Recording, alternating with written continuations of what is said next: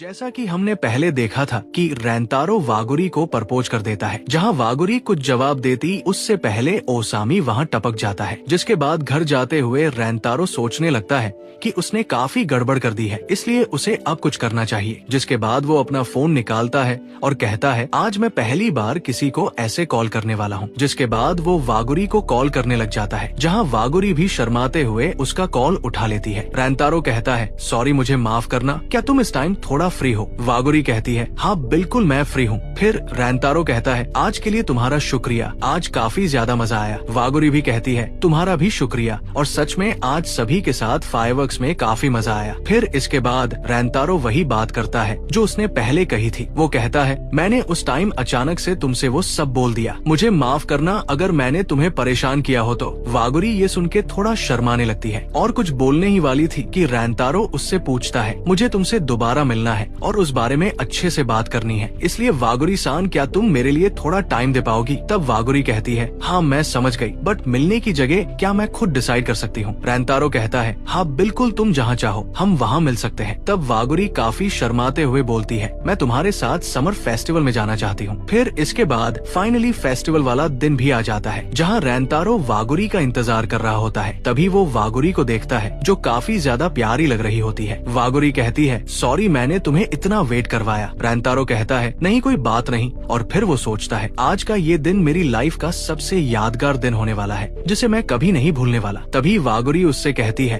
रेंतारो क्या तुम्हें भूख लगी है? फिर इसके बाद वो लोग फेस्टिवल में आ जाते हैं, जहाँ वागुरी तो भाई एक बड़ी सी कैंडी लेकर काफी मजे से खाने लगती है। रेंतारो उसे देखकर सोचता है, मेरी वजह से मैंने इसे भी काफी परेशानी में डाल दिया है। फिर वो देखता है कि वागुरी के चेहरे पर थोड़ी कैंडी लग जाती है। वो उसे इस बारे में बताता है, जिसे सुनकर वागुरी काफी घबराते हुए उसे पूछने लगती है। रेंतारो उसे ऐसा करते देख वहाँ पे हंसने लग जाता है और कहता है, तुम्हें ऐसे घबराने की बिल्कुल भी जरूरत नहीं है। वागुरी कहती है, रेंतारो अब बस भी करो, इसमें इतनी हंसने वाली बात भी नहीं थी। फिर वो दोनों वहाँ पे मुस्कुराने लग जाते हैं। इसके बाद वागुरी एक दूसरी खाने की चीज देखकर उसे लेने के लिए कहने लगती है। फिर इसके बाद वो दोनों वहाँ पे जाने लगते हैं। फिर वो दोनों वहाँ पे मीठा गोला लेते हैं और ऐसे ही काफी एंजॉय करते हैं और काफी सारी चीजें खाते हैं। रास्ते में रेंतारो वागुरी के लिए एक क्यूट सा खरगोश भी जीतता है, जिसे पाकर वागुरी काफी ज्यादा खुश हो जाती है। इसके बाद आगे जाते हुए वागुरी कहती है, आज तो मैंने काफी ज्यादा खा लिया है। फिर वो कहती है, रेंतारो क्या हम थोड़ी देर के लिए कहीं पे रेस्ट कर सकते हैं? रेंतारो कहता है, हाँ हम ऐसा कर सकते हैं, क्योंकि उसे भी उस दिन के बारे में बात करनी होती है। इसलिए वो एक जगह पर बैठ जाते हैं, जहाँ दोनों कोल्ड ड्रिंक लेते हैं। तब रेंतारो उससे पूछता है, वागुरी क्या तुम्हारे पैर दर्द तो नहीं कर रहे, क्योंकि आज वो काफी घूमे थे इसलिए? वागुरी जोश में कहती है, नहीं मैं एकदम ठीक हूँ। तब वो नोटिस करते हैं कि वो कुछ ज्यादा ही करीब आ गए हैं, इसलिए थोड़ा शर्माने लगते हैं। फिर काफी देर शर्माने के बाद रेंतारो एक बार फिर से वागुरी से कहता है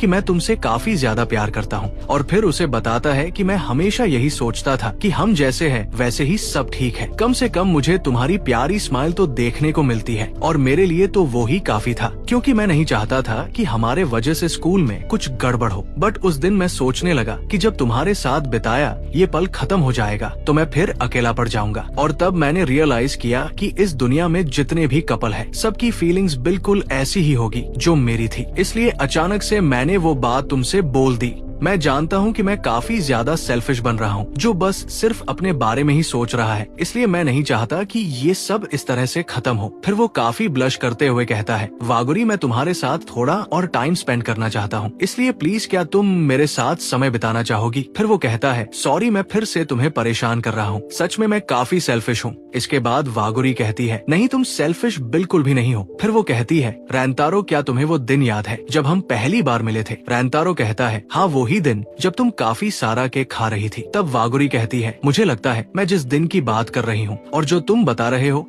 वो दोनों अलग अलग दिन हैं। वो कहती है, एक्चुअली हमने उससे पहले भी एक बार बात की थी। रेंतारो को तो कुछ भी याद नहीं होता है। तब वागुरी कहती है, असल में तुम्हारी शॉप पर बस इसलिए आती थी ताकि मैं तुमसे मिल पाऊँ। फिर वो उस दिन के बारे में बताने लगती है कि उस दिन काफी ज्यादा स्नो फॉल हो रही थी और मैं उस दिन अपना छाता और स्कार्फ भी भूल गई थी। मैं सोच रही थी कि मुझे जल्द से जल्द अपने घर चले जाना चाहिए, बट तभी मैंने तुम्हारी शॉप को देखा और फिर मैं अंदर चली गई। उस दिन शॉप पर तुम थे। मैंने वहाँ केक ऑर्डर किया और जब उसे टेस्ट किया तो मुझे काफी अच्छा फील हुआ। मैं काफी दिनों से थोड़ी मुश्किल समय से गुजर रही थी, इसलिए मुझे जब एक लंबे अरसे के बाद कुछ स्वादिष्ट खाने को मिला तो मैं वहाँ पे रोने लग गई थी। और उस दिन तुमने ही मुझे चुप कराया था और मुझे हिम्मत दी थी। फिर वो हंसते हुए कहती है, मुझे पता है तुम्हें वो दिन बिल्कुल भी याद नहीं है। तब रैंतारो अजीब सा चेहरा बना के कहता है, नहीं मुझे कुछ भी याद नहीं है। फिर वो कहता है, हाँ मुझे कुछ याद तो आ रहा है। वो इस टाइम पे झूठ बोल रहा होता है। तब वागुरी कहती है, कोई बात नहीं,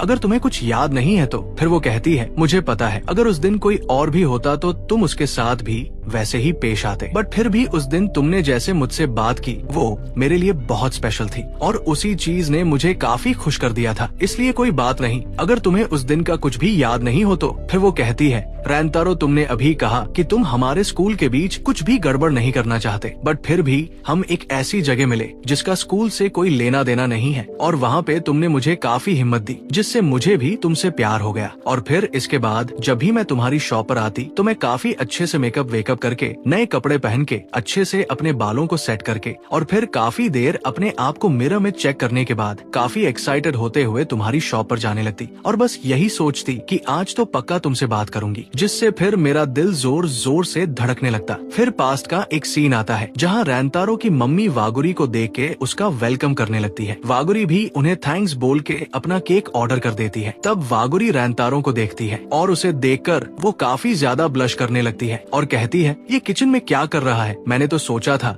कि ये काउंटर पे होगा तो इस बहाने मैं इससे बात कर पाऊंगी। फिर वो बताती है, मुझे यहाँ के केक काफी ज्यादा पसंद है, इसलिए मैं यहाँ बार बार आती रहती हूँ, पर यही एक रीजन नहीं है। मैं तो असल में उस ब्लॉन्ड हेयर वाले लड़के से मिलना चाहती हूँ ताकि मैं एक बार उससे बात कर सकूँ, बट लगता है वो दिन जब उसने मुझसे बात की थी वो बस एक कोइंसिडेंस था। फिर तभी उसका ऑर्डर रेडी हो जाता है। रैंतारो की मम्मी कहती है, लगता है तुम मेन्यू का सारा आइटम चेक करने वाली हो। तब वागुरी कहती है, आपका सारा आइटम ही इतना टेस्टी है कि मुझसे रहा ही नहीं जाता। वो कहती है, वागुरी तुम्हारा शुक्रिया, मेरे हस्बैंड ये सुन के काफी खुश होने वाले हैं। वागुरी कहती है, क्या आपके हस्बैंड ये सब बनाते हैं? तब रैंतारो की मम्मी उसे बताती है कि ब्लैक कलर के कपड़ों में जो है वो मेरे हस्बैंड है और पास में जो खड़ा है वो मेरा बेटा है। वागुरी ये सुन के काफी सरप्राइज होते हुए कहती है, क्या सच में वो आपका बेटा है? तब वो कहती है, हाँ तुमने सही कहा, वो अभी फर्स्ट ईयर में है। वागुरी सोचती है, ये तो मेरी एज का ही है। मैं तो सोच रही थी कि ये उम्र में काफी बड़ा होगा। जिसके बाद वो एकदम से कुछ कहने वाली होती है लेकिन फिर रुक जाती है और शर्माते हुए वहाँ से चली जाती है। इसके बाद वो घर जाते हुए रैंतारो के बारे में सोचने लगती है और कहती है, पता नहीं उसका नाम क्या होगा। फिर वो बताती है कि मैं उस दिन के बाद से वहाँ पे रेगुलरली जाने लगी, बट उससे बात करना तो छोड़ो, काफी महीने गुजरने के बाद भी एक बार आई कांटेक्ट भी नहीं हुआ है, जिससे मैं थोड़ी निराश हो गई और फिर हिम्मत हारने लग गई। फिर फाइनली वो दिन आता है जब बारिश हो रही थी। उस दिन मैं हॉस्पिटल से लौटते टाइम काफी लेट हो गई थी और केक शॉप भी पास में ही थी, इसलिए जब मैंने केक्स देखे तो अपने आप को बिल्कुल भी नहीं रोक पा रही थी। बट उस दिन मैंने ढंग के कपड़े भी नहीं पहने थे, इसलिए मैं थोड़े डाउट में थी कि अंदर जाऊं कि नहीं। लेकिन फिर मैंने सोचा कि अभी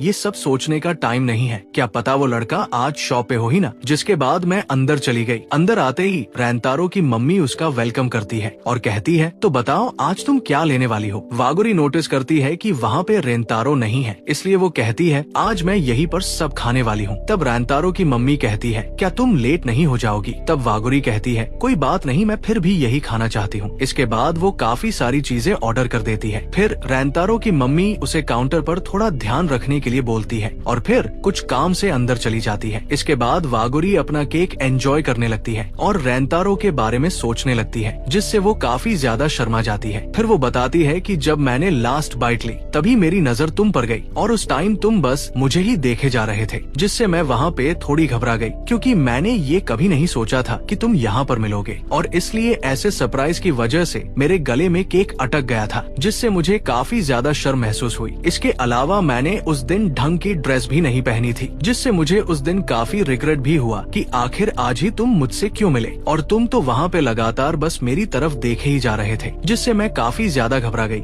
और वहाँ से जल्दबाजी में भाग गई और सोचने लगी कि सच में मैं कितनी बड़ी बेवकूफ हूँ। मैं तो वहाँ पे सब गिव अप करने वाली थी, बट मैं ऐसे ही सब खत्म नहीं करना चाहती थी। इसलिए मैं फिर से तुम्हारी शॉप पे गई और फिर काफी घबराते हुए तुम्हारी मम्मी से तुम्हारे बारे में पूछने लगी, और फिर मैंने कहा कि मैं यहाँ तुमसे मिलने के लिए आई हूँ क्योंकि मैं तुम्हारे बारे में सब जानना चाहती थी। और फिर मैंने तुमसे पहली बार उस दिन बात की। इसके बाद स्कूल में भी मैं पढ़ाई में बिल्कुल भी ध्यान नहीं दे पा रही थी और बार बार वो सब याद कर रही थी जब तुमने मुझे उन लड़कों से बचाया था, क्योंकि मेरी वजह से तुम्हें उस दिन चोट भी लग गई थी। यही सब सोच सोच मैं पागल हो रही थी। इसलिए जब मैंने थोड़ा मूड फ्रेश करने के लिए पर्दा हटाया तो मैंने तुम्हें देखा, और उस टाइम तुम भी मेरी तरफ ही देख रहे थे। फिर तुमने अचानक से अपना पर्दा लगा लिया था। उस दिन मुझे पता चला कि तुम चिदोरी स्कूल में पढ़ते हो, और इस बात से मैं काफी ज्यादा खुश हो गई थी क्योंकि तुम इतने टाइम से मेरे इतने करीब थे और मैं पागल तुम्हें बार बार शॉप में देखने के लिए मरे जा रही थी। फिर वो बताती है कि इस तरह से मेरे पहले प्यार की शुरुआत हुई। फिर सीन प्रेजेंट में आता है जहाँ वागुरी काफी खुश होते हुए कहती है, रैंतारो मैं वागुरी काओरू को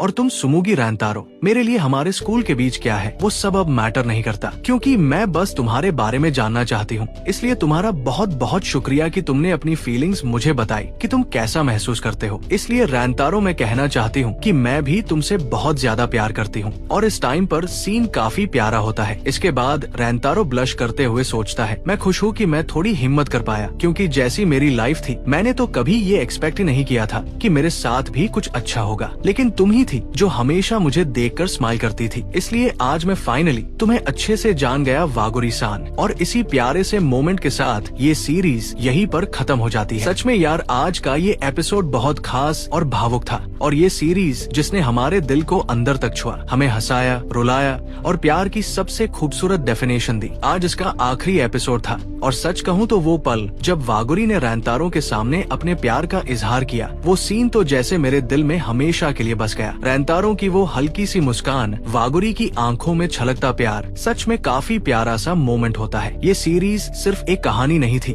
बल्कि एक एहसास थी जो हमें याद दिलाती है कि सच्चा प्यार हमेशा गरिमा के साथ खिलता है। इसके हर एपिसोड में हमने इन किरदारों को साथ जिया, उनके सुख दुख में शामिल हुए, और अब जब ये सीजन खत्म हो गया तो दिल में एक हल्का सा खालीपन सा छोड़ गया। मुझे तो यार इसके अगले सीजन का इंतजार रहेगा। इसलिए मेरे प्यारे दोस्तों, इस खूबसूरत सफर के लिए आपने जो मुझे सपोर्ट किया उसका आप सभी को दिल से शुक्रिया। आपके प्यारे प्यारे कमेंट्स और इस सीरीज के लिए आप सबकी ऐसी दीवानगी ने इसे और भी खास बना दिया। इसलिए दोस्तों, भले ही आज ये सीरीज हमें अलविदा कह रही हो, लेकिन इसमें वो प्यार जो वागुरी और रैंतारो ने हमें दिखाया वो हमेशा हमारे दिलों में जिंदा रहेगा। तो आइए इस खूबसूरत सीजन को एक प्यार भरी विदाई देते हैं। तब तक आप सभी से हम विदा लेते हैं। एक बार फिर आप सभी का धन्यवाद।